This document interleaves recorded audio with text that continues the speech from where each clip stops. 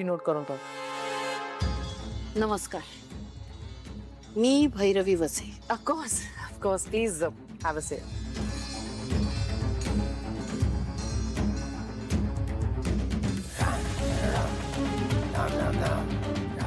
Nice. Office छान आहे तुमचं. थँक्स. खूप ऐकलंही होतं तुमच्याबद्दल, तुमच्या या कंपनीबद्दल. आज भेटायचा योग आला फायनली. तुमच्याही बद्दल खूप ऐकलंय, स्पेशली मेहेंदळे फॅमिलीच्या खूप क्लोज आहात तुम्ही. Am I right? हो, यू आर राईट. जवळ आहात म्हणण्यापेक्षा आता ते व्याही आहेत माझे.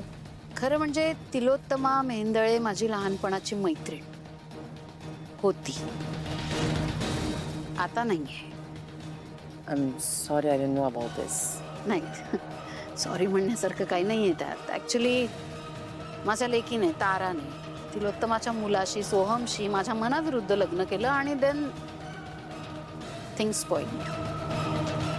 असो, आजकाल तुम्ही मेहेंदळे फॅमिलीत खूप जास्त इंटरेस्ट घेताय असं ऐकलं.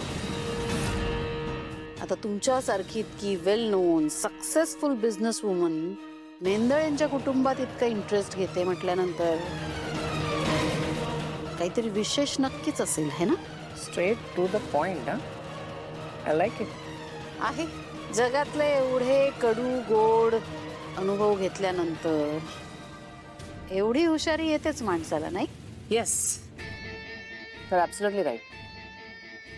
आहेत कारण. मला बिझनेस करायचा आहे सारांसोबत आणि शक्य तितका जास्तीत जास्त वेळ मला सारांसोबत घालवायचा आहे. ओ, interesting. I mean, I didn't expect this, but quite surprised. असो, असतात एकेकाचे पर्सनल प्रेफरन्सेस, खाजगी आयुष्य. I don't want to get involve in that. But एक प्रॉब्लेम आहे. सारंगची बायको